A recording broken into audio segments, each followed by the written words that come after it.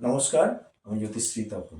আজকে আমি আপনাদের কেতু গ্রহ সম্বন্ধে কিছু বলবো। কেতু গ্রহ, কেতু যদি কোনো জাতক বা জাতিকার জন্মকুণ্ডলিতে তুঙ্গস্থ হয় কিংবা সক্ষেত্র হয়, যথাক্রমে যদি বৃশ্চিক কিংবা ধনুতে থাকে কিংবা মীনে যদি সক্ষেত্র হয়ে থাকে, সেই কেতুর দশান্তর্দশায় মানুষের জীবনে প্রচুর ফাটকা পয়সা দেয়। ফাটকা যেমন প্রচুর ফাটকা দেবে এবং প্রচুর ভূমি সম্পদের অধিকারী হয়ে থাকে মানুষের জীবনে। কেতু কিন্তু একটা ভাইটাল। কেতু মানুষের জীবনে যদি ভালো পজিশনে থাকে, মানুষ কিন্তু বিশাল বড় জায়গায় নিয়ে যেতে সাহায্য করে। এই কেতু দশায় যদি মানুষের খুব ভালো পজিশনে কেতুটা থাকে, তাহলে তাকে কিন্তু রাজতুল্য ক্ষমতার সম্পদের অধিকারী করেও থাকে। এই কেতু আপনার যদি নিজ স্থানে থাকে, হ্যাঁ, এবং এই কেতু যদি কোনো অ্যান্টি ঘরে বসে থাকে, অ্যান্টি নক্ষত্র নিয়ে বসে থাকে, সেই কেতুর পিরিয়ডে কিন্তু মানুষ প্রচুর প্রবলেমে পড়ে।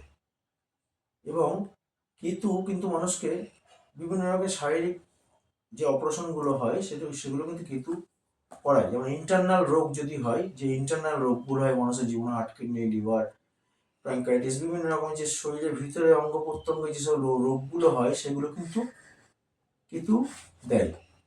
সুতরাং এই কেতু যদি কাউরির জন্মকুণ্ডলীতে খারাপ থাকে, তা কিন্তু যেমন কেতু যদি কাউরির অষ্টমে থাকে কিংবা লগ্নে কাউরির কেতু থাকে, সেই কেতু যদি খুব ভালো পজিশনে না থাকে কিংবা শত্রু ঘরে থাকে, দেখো লগ্নটা হবে, সেই লগ্নটা শত্রু কেতুর অ্যান্টি ঘর, তাহলে কিন্তু কেতু 20% ইন্টারনাল প্রবলেমটা দেবে, অর্থাৎ ভিতরের রোগগুলো স্প্রেড করাবে।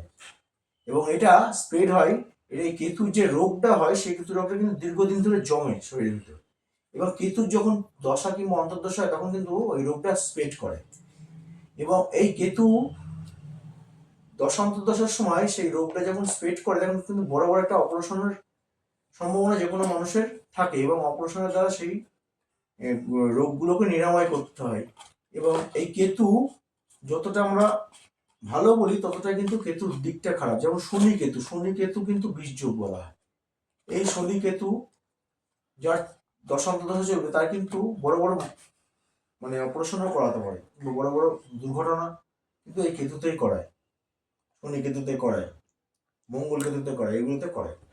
সুতরাং কেতুকে যেমন আমরা ভালো দিকটা দেখি তেমন কেতুর প্রচুর খারাপ দিকও আছে। সুতরাং কেতু কিন্তু যে কোনো মানুষের যদি চতুর্থে কেতু থাকে, হাউস লগ্ন থেকে চতুর্থে কেতু থাকে জন্ম করে, তাদের বাড়ি কিন্তু ভালো হবে না।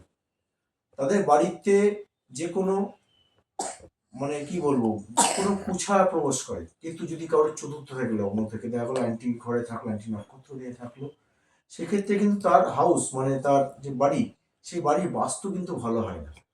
সেই যে বাড়িতে হাউস যে কেতু থাকে, চতুর্থে কেতু থাকে, কেতু তার থাকলে কি হয়, তাই সেই বাড়িতে কিন্তু প্রচুর রোগ ভাগ দেয়।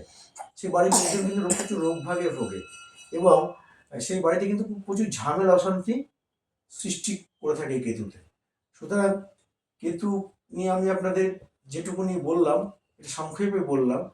কেতু একটা গ্রহের কথা পুরো বলতে গেলে অনেক টাইম লাগে, সুতরাং সেই সময়টুকুনি আমার নেই। আমি আজকে যেটুকুনি বললাম কেতু সম্বন্ধে, সেটুকুনি মানুষের জেনে রাখা দরকার। সুতরাং এই জন্য আমি কেতু সম্বন্ধে বললাম। যদি আপনাদের ভিডিওটি ভালো লেগে থাকে, তাহলে আমার পাশে আপনারা থাকবেন। আজকের মতো এই পর্যন্ত। নমস্কার।